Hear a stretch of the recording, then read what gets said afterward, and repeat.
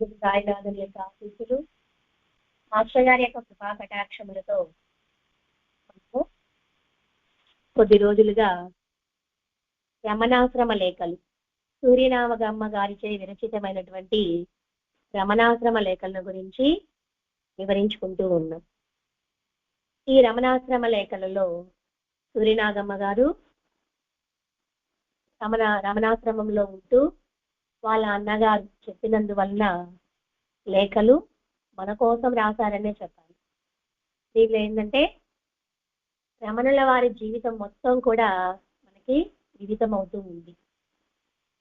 నిన్న మనం వివరించుకున్నది చికిత్స లేని వైద్యం గురించి వివరించుకున్నాము, భక్తి రుచి గురించి వివరించుకున్నాము, బ్రహ్మాస్త్రము, ఈ 3 లేఖల గురించి నిన్న వివరించుకున్నాము.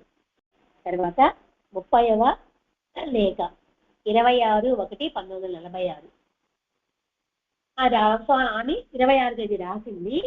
నిన్న అంటే 25వ తేదీ కొంతమంది నూతనాగతులకు, అంటే కొత్త విషయాన్ని ఎవరైతే తెలుసుకోవాలనే ఆలోచనతో కలిగి ఉంటారో అటువంటి వాళ్ళు ఆంధ్రులు, ఆ ఆంధ్ర యువకులొకరు వాళ్ళు ఏం చేశారు, తమ ఇంద్రియ చాపల్యం అంతా భగవాన్తో నివేదించారు. వాళ్ళలో ఉండేటువంటి ఇంద్రియ చాపల్యం అంటే పరిషత్ వర్గాలు ఉన్నాయి కదా, వాటన్నిటి గురించి రమణ మహర్షితో వివరించారు. అంతా మనస్సేనయ్యా, దాన్ని బాగు చేసుకో అంటే స్వామివారు చెప్పారు, నాకు ఇలాగ పరిషత్ వర్గాలన్నీ నాలోనే ఉంటున్నాయి, నా కోపం ఎక్కువ, ద్వేషం ఎక్కువ, అది ఎక్కువ, ఇది ఎక్కువ అని చెప్తూ ఉంటే స్వామివారు ఏం చెప్పారు, అంతా మనసే కారణం.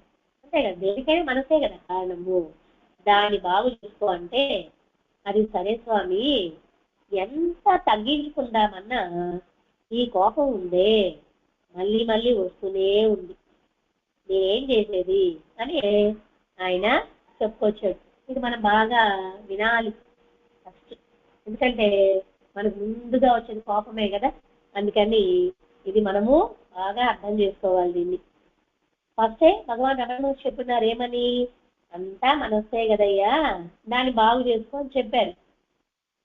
ఆయన ఏం చెప్పారు, అది సరే స్వామి, నేను ఎంత తగ్గించుకుందామనుకున్నా కానీ ఈ కోపం మాత్రం నన్ను వదిలిపోవడం లేదు, నేనేం చేసేది అని అంటున్నాడు. సరే, స్వామివారు చెప్తున్నారు, ఓహో అలాగా, సరే ఏం చేస్తావు, ఆ కోపం మీద కోపం సరిపోతుంది, అంతే కదా. కోపం వచ్చింది అంటే ఎక్కడి నుంచి వచ్చింది ఆ కోపము, మనలోనే కదా మనలో నుంచే కదా వచ్చింది. అబ్బాయి కోపం నాకు ఎందుకు వస్తుందని చెప్పి ఆ కోపం మీద కోపడచ్చు కదా అంటున్నారు. వాళ్ళు అందరూ నవ్వారు, అంతే కదా. ఆయన హాస్యంగా అంటే క్యాజువల్ గా చెప్పేశారనమాట, కోపం వస్తుంది అంటున్నావు కదా, మరి ఆ కోపం మీద నువ్వు కోపడు, నా కోపం రాకూడదు, ఎందుకు వస్తుంది కోపము అని కోపడుకో సరిపోతుంది కనేసరికి అందరు నవ్వుకున్నారు. నిజంగా అన్నిటి మీద కోపగించుకునే వాడికి తన కోపం మీద కూడా కోపం రాదేమని కొంచెం లో దృష్టి వస్తే అన్ని కోపాలకి అతీతుడవుతాడు కదా, నిజమే కదా. అన్నిటి మీద కోపం వస్తుంది, మరి అన్నిటి మీద కోపం వచ్చేవాడు తనకు కోపం వస్తుంది, ఆ కోపం మీద కూడా కోపడితే దాన్ని కొంచెం మనం ఆలోచించాలి. అంటే ఇప్పుడు ప్రార్థన అంటాం, భగవంతుని దగ్గరికి వెళ్ళి ప్రార్థన చేస్తూ ఉన్నాము. ప్రార్థన అంటే ఏంటి, మన బలహీనతలు చెప్పుకోవడమే. భగవంతుని దగ్గరికి వెళ్ళు, స్వామి నాకెందుకు కోపం ఇలా వచ్చేస్తుంది, నా కోపం తగ్గించు అని భగవంతుని దగ్గరికి వెళ్ళి నివేదించుకోండి. మనలో ఉండేటువంటి భావాల్ని అలా నివేదించుకున్నాం అనుకోండి, అలా లో దృష్టితో మనం కానీ చూస్తే అన్ని కోపాలకి అతీతుడవుతాడు కదా అని సూర్యనాగమ్మ గారు చెప్పారు. 2-3 ఏళ్ల క్రిందట చొరవ గల భక్తులు ఒకరు వచ్చి తనని ఎవరో ఎప్పుడు తిడుతున్నారు అని చెప్పి ఈ రమణ మహర్షి గారితో చెప్తూ 5-6 సార్లు చెప్పారు. 2-3 ఏళ్ల క్రిందటంట ఈ మాట. అంటే భగవాన్ రమణ మహర్షితో బాగా సన్నిహితంగా ఉండే వ్యక్తి ఒకళ్ళు వచ్చేసి నన్ను ఎవరో రోజు తిడతానే ఉన్నారు అని చెప్పుకొచ్చాడు. అలా 5-6 సార్లు చెప్తూనే ఉన్నాడు. స్వామివారు వింటూ ఊరుకో ఉన్నారు. ఎన్నిసార్లు ఎంత దూరం చెప్పినా సమాధానం రాకపోవడం వల్ల ఆ భక్తుడు ఇంకా ఆగల. అంటే 5-6 సార్లు చెప్పున్నాడు కదా, స్వామి వారేమో ఏమీ సమాధానం చెప్పకపోయారు. వెంటనే ఆ భక్తుడు ఆగలేక అనవసరంగా అంత తిడుతుంటే నాకు కోపం వస్తున్నది, ఎంత ఆపుకుందామనుకున్నా ఆగడం లేదే, ఏం చేయాలి అన్నాడు.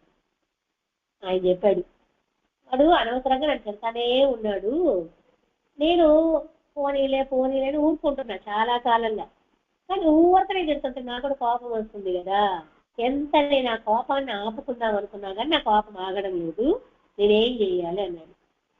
అప్పుడు రమణ మహర్షి గారు నవ్వుతూ, ఏం చేయాలా, నీవు కూడా వారితో చేరి నిన్నే తిట్టుకో సరిపోతుంది అన్నారు.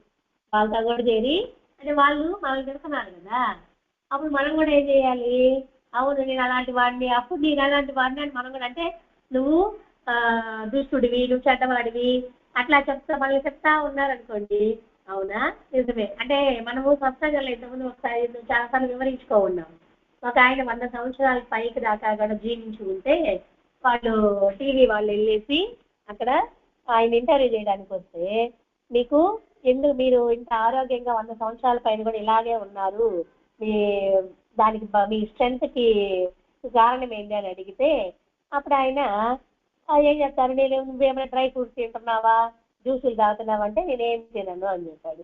వాళ్ళు అయినా గమ్ముండకుండా ఏం చేశారు, మరి మీరు డ్రై ఫ్రూట్స్ అవన్నీ తినకుండా ఉంటే మీరు అంత బలంగా ఉండరులే, మీరు రోజు ఏదో డ్రై ఫ్రూట్స్ మంచి మంచి ఫుడ్ తింటుంటారు, అందుకని మీరు ఇంత బలంగా ఉన్నారు, ఇంత స్ట్రెంతీగా ఉన్నారు అని చెప్పి, అవునా నిజమే ఏమో అంటుంటాడు కదా. అలాగే మనం కూడా ఏం చేయాలి, మనల్ని ఎవరన్నా తిడుతుంటే నువ్వు చెడ్డవాడివి అంటే, అవునా నేను చెడ్డవాడిని, నువ్వు అబద్ధాలు చెప్తావు, అవునా నేను అబద్ధాలు చెప్తాను, అలా అనుకుంటా ఉన్నాం అనుకోండి అది సరిపోతుంది కదా అన్నారు. అందరికీ నవ్వు వచ్చింది, అంటే నవ్వు వస్తుంది కదా, అందరూ నవ్వుకున్నారు. ఆ భక్తులకి ఏమీ తోచడంలా, సరిపోయింది, నన్ను నేనే తిట్టుకోవాలా అన్నాడు. అతను వచ్చిన ఆయన, ఇదేంటిది, ఎవరో నన్ను తిడుతున్నారని చెప్పి నేను వచ్చి ఈయన దగ్గర చెప్పుకుంటే నువ్వు కూడా నీకు కూడా నువ్వు తిట్టుకో అని చెప్పి చెప్తున్నాడు ఈయన అనుకున్నాడు. అవునయ్యా, నీ శరీరాన్ని కదా వారు దూషించేది. చూడండి ఇక్కడ ఎంత అర్థం ఉందో చూడండి. వాళ్ళు ఎవరిని చెప్తున్నారు, నీ శరీరాన్ని కదా వాళ్ళు దూషించేది. కోపతాపములకు నిలయమైన ఈ శరీరం కంటే మన శత్రువులు ఎవరు, దీన్ని స్వతహాగా మనమే ద్వేషించవలసి ఉన్నది. మనం అలా చేయక ఏమరి ఉన్నప్పుడు ఎవరైనా దూషిస్తే మనల్ని ప్రబోధిస్తున్నారని అనుకొని అప్పుడైనా తెలివి తెచ్చుకొని మనం కూడా వారితో చేరి దీన్ని నిందించి నిరసించాలి, కానీ ఎదురు తిడితే ఏమి లాభం అని స్వామివారు ఇక్కడ చెప్పేది. వాళ్ళు దూషించేది ఎవరిని, నీలో ఉండేటువంటి ఆత్మని కాదు కదా. ఎందుకని ఇంతకు ముందే మనం తేటగా ఆట తేటలో చెప్పుకున్నాం, శరీరం అనేది అశాశ్వతము అని. మరి వాళ్ళు దూషించేది ఎవరిని, నీ శరీరాన్ని మాత్రమే కదా. కోపతాపాలకు నిలయమైంది ఈ శరీరము, ఆ శరీరము కంటే మన శత్రువులు ఎవరు లేరు. మామూలుగా తెలుగులో ఇంకొక పద్యం ఉంది, మన శరీరాన్ని ఎవరైతే, అంటే మామూలుగా ఏం చేస్తాము మనము, మన శరీరాన్ని చాలా బాగా ప్రేమిస్తాము. మన శరీరాన్ని ఏ విధంగా అయితే ప్రేమిస్తామో ఆ విధంగానే సమాజాన్ని కూడా ప్రేమించమని చెప్తారు. అప్పుడే సమాజ అభివృద్ధి జరుగుతుంది అని చెప్తారు. మరి మన శరీరానికి మనం రోజు పొద్దున్న నిద్ర లేచినప్పటి నుంచి నిద్రపోయేదాకా ఎన్నో చేస్తూనే ఉంటాం బాగుండాలని కదా. మరి ఈ శరీరం అంటే కోపతాపాలకి నిలయమైనటువంటి ఈ శరీరం కంటే మనకు శత్రువులు ఎవ్వరూ లేరు. మనలోనే కదా పుట్టేది అవన్నీ కూడా, అరిషడ్ వర్గాలన్నీ మన శరీరంలోనే కదా పుడుతుంది. మరి దానికి మించిన శత్రువులు ఎవరున్నారు? కాబట్టి నువ్వేం చేయాలి, దాన్ని స్వతహాగా మనమే ద్వేషించవలసి ఉన్నది. ఆ శరీరాన్ని మనమే ద్వేషించవలసి ఉన్నది. మనం అలా చేయకుండా యామరపాటలో ఉంటామే, యామరపాటలో ఉండి ఎవరైనా దూషిస్తే మనల్ని దూషిస్తున్నారేమో అనుకొని అప్పుడైనా మనం తెలివి తెచ్చుకొని ఏం చేయాలి, మనం కూడా వాళ్ళతో చేరి దీన్ని నిరసించాలి. అంతేగాని ఎదురు తిరిగితే ఏం లాభం ఉంటుంది, వాళ్ళు తిడుతున్నారు. మనకి సాయి మాస్టర్ ప్రవచనాల్లో కూడా వచ్చింది, ఎవరైనా తిడుతున్నప్పుడు రుణానుబంధం అని సరిపెట్టుకోమని. అంతేకాని మనం ఎదురు తిరగడం వల్ల ఏమవుతుంది? గొడవలు అవ్వడం తప్ప ఏమీ జరగదు కదా. కాబట్టి దానివల్ల ఏం లాభము? అలా దూషించే వారిని మిత్రులుగా భావించాలని చెప్తున్నారు. ఎందుకని? మనలో ఉండేటువంటి చెడుని ఎవరైతే చెప్పగలుగుతారో వాళ్ళే నిజమైన మిత్రులు. మనం ఏం చేసినా నువ్వు కరెక్ట్ గా చేసావు అనే వాళ్ళు నిజమైన మిత్రులు కాదు. ఇప్పుడు మనం ముళ్ళదారిలో పోతూ ఉన్నాము, అలా ముళ్ళదారిలో పోతూ ఉంటే మళ్ళీ మంచి దారిలో పంపించే వాళ్ళు నిజమైన మిత్రులు. లేదు పర్వాలేదులే బాగానే ఉంటుందిలే రోడ్డు పదాం పదా అని చెప్పేవాళ్ళు నిజమైన మిత్రులు కాదు. అదే కదా రామాయణంలో కూడా రావణాసురుడికి ఒక అకంపరుడు అనేవాడు వచ్చి ఏం చెప్తాడు, నువ్వు సీతను ఎత్తుకొని వచ్చేయి అని చెప్తాడు. అప్పుడు మారీచుడు సహాయాన్ని కోరితే మారీచుడు ఏం చెప్తాడు, నీకు ఎవరినైనా ఈ సలహా చెప్పింది వాడు నీకు నిజంగా మిత్రువులా ఉండేటువంటి శత్రువు అని చెప్తాడు మారీచుడు. ఆ విధంగా ఇక్కడ మనల్ని ఎవరైతే దూషిస్తారో వాళ్ళనే మనం మిత్రులుగా భావించాలి. ఎందుకంటే ఏమో వాళ్ళు చెప్పే దాంట్లో ఏమైనా నిజమేమో, మనం అలా ప్రవర్తించామేమో అని ఒక్క క్షణం మనం కూడా ఆలోచించగలగాలి కదా. ఊరకనే ఎవరు వచ్చి ఎవరు తిట్టరు కదా. అలాగా చెప్పినప్పుడు ఏమో నిజంగానే ఎలా ప్రవర్తించానేమో అని మనం వాళ్ళు చెప్పే దాంట్లో కూడా మంచిని ఎందుకు స్వీకరించకూడదు? కాబట్టి వాళ్ళను కూడా మనం మిత్రులుగా భావించాలి. వారి మధ్యన ఉంటేనే మనకు మేలు. ఎందుకు? మనలో ఉండేటువంటి పొరపాటుల్ని ఎత్తి చూపిస్తూ ఉంటారు. అలా ఎత్తి చూపించేప్పుడు మనము మార్చుకోగలిగితే మార్చుకోవచ్చు కదా. అందుకని చెప్తున్నారు ఇక్కడ భగవాన్ రమణ మహర్షి గారు, వారి మధ్యన ఉంటేనే మనకు మేలు, భూషించే వారి వద్ద కంటే ఏమరిపోతాం అన్నారు భగవాను. అంటే మనల్ని పొగడతా ఉంటారే, ఎప్పుడు కూడా అందలు మెప్పించాలని చెప్పి పొగడతా ఉంటారు. ఒకళ్ళు మనల్ని పొగుడుతూ ఉన్నారు అంటే వాళ్ళకి మన దగ్గర నుంచి ఏదైనా అవసరం ఉంటేనే పొగుడుతారు. అది మనం బాగా గుర్తుపెట్టుకోక, మహాత్ముడి పేరు గుర్తులేదండి చెప్పున్నారు. ఎవరైనా మనల్ని పొగుడుతున్నారు అంటే వాళ్ళ దగ్గర నుంచి మనకు ఏదైనా అవసరం ఉంటేనే పొగుడుతారు అని చెప్పున్నారు. కాబట్టి ఎవరైనా పొగిడే వాళ్ళు ఎవరైనా ఉంటే మనము ఏమరిపాటు అయిపోతాము, అబ్బా నన్ను కాకపోతే వాళ్ళు మళ్ళీ పొగిడేస్తున్నారు అని చెప్పి మనం కూడా ఏం చేస్తాము, మనకు చెట్టు ఎక్కేస్తా ఉంటాం. ఓహో నేను అలాగా ఇలాగా అని చెప్పి. కాబట్టి దూషించే వారి కంటే దూషించే వాళ్ళ దగ్గర ఉండడం వల్ల మనము మనలో ఉండేటువంటి అంటే పొరపాట్లు వేటివి ఉండకుండా ఉండవు. ఆ పొరపాట్లను మనం సరిదిద్దుకోవాలంటే దూషించే వారి మధ్యలో ఉండడమే ఉత్తమం అని మా మహర్షి గారు ఇక్కడ చెప్పారు.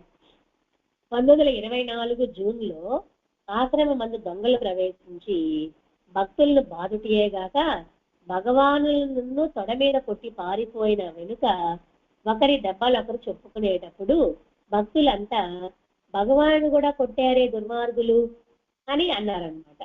అంటే 1924లో ఆశ్రమంలో దొంగలు ప్రవేశించారు. దొంగలు ప్రవేశించి వాళ్ళు భక్తులందరినీ కొట్టడమే కాకుండా రమణుల వారిని కూడా తొడ మీద కొట్టి పారిపోయారు. వాళ్ళందరూ చెప్పుకుంటున్నారు ఇంకా, అయ్యో వాళ్ళు నన్ను ఇక్కడ కొట్టారు, అట్ట కొట్టారు, ఇట కొట్టారు అని చెప్తుంటే వాళ్ళంతా కొట్టే సరిపోయింది, భగవాన్లు కూడా వాళ్ళు కొట్టారే దుర్మార్గులు అని అంటే భగవాన్ నవ్వుతూ, ఓహో మీరంతా పూలతో పూజిస్తే వారు కర్రతో పూజించారు, అది పూలే. ఇది గ్రహించినప్పుడు అది మాత్రం గ్రహించవద్దా ఏమి అని అన్నారట. అంటే మనమంతా కూడా ఏం చేస్తున్నాము, పూలతో పూజిస్తున్నాం. పూలతో పూజించి ఏం చేస్తున్నాము, ఆ పూలన్నీ ఆయన మీద వేసి నాయన నాకు ఆ కోరిక తీర్చు, నాయన నాకు ఈ కోరిక తీర్చు అని పూలతో కొడుతున్నాము ఆయన్ని మనం, అంతే కదా. ఇది మనకి మొక్కల దత్తాత్రేయ స్వామి చరిత్రలో కూడా వచ్చింది కదా, అందరూ పూలతో కొడుతుంటే వాళ్ళు కర్రలతో కొట్టారు అని. అలాగా స్వామివారిని మనం ఏం చేస్తున్నాము, మన భక్తి భావ పారవస్యంలో పూలతో కొడుతున్నాం అనమాట ఆయన్ని. పూలు వేసి వేసి వేసి పాపం నాకు ఆ కోరిక తీర్చు, నాకు ఈ కోరిక తీర్చు అని మనము అంటూ ఉన్నాము. అందుకని స్వామి గారు ఏం చెప్పారు, మీరంతా పూలతో పూజిస్తే వాళ్ళని కర్రతో పూజించారు, అది కూడా పూజే.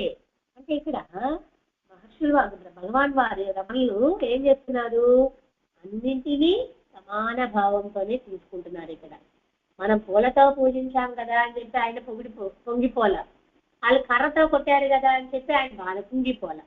ఇది స్థిత ప్రజ్ఞుల యొక్క లక్షణం. దేన్నైనా సమానంగా వాళ్ళు తీసుకున్నారు. అది ఇక్కడ స్వామివారు అది కూడా పూజే. ఇది గ్రహించినప్పుడు అది మాత్రం గ్రహించవద్దా అంటే మీరు పూలతో పూజిస్తా ఉన్నారు, అది నేను తీసుకుంటున్నాను కదా, మరి వాళ్ళ తర్వాత వచ్చినప్పుడు అది కూడా నేను స్వీకరించాలి కదా. రెండు సమానంగా తీసుకుంటున్నారు ఇక్కడ, కాబట్టి రెండింటిని నేను తీసుకోవాలి కదా అని అన్నారట. వారి బోధ ఆచరణ రూపంగా ఉంటుందనడానికి ఇది నిదర్శనము. అంటే మీరు అంటే మామూలుగా మహాత్ములందరూ కూడా స్థితప్రజ్ఞులు అంటాం కదా, వాళ్ళ యొక్క స్థితప్రజ్ఞత్వానికి ఇది ఉదాహరణ అని సూర్యనాగమ్మ గారు కూడా మనకి తెలియజేస్తున్నారు. అంటే ఈ ఉత్తరంలో కోపము, మన కోపం అనేది వస్తుంది, కోపం ఎక్కడి నుంచి వస్తుంది, మనలో నుంచే వస్తుంది. కాబట్టి మనలో ఉండేటువంటి ఆ కోపాన్ని మనమే నిగ్రహించుకోగలగాలి అని తెలియజేసుకోవడమే ఈ ఉత్తరం యొక్క సారాంశం. స్వస్తి. శ్రీ సచ్చిదానంద సద్గురు సాయినాథ్ మహారాజ్ की जय। శ్రీ సచ్చిదానంద సద్గురు భగవాన్ బ్రహ్మ మహర్షి की जय। శ్రీ సచ్చిదానంద సద్గురు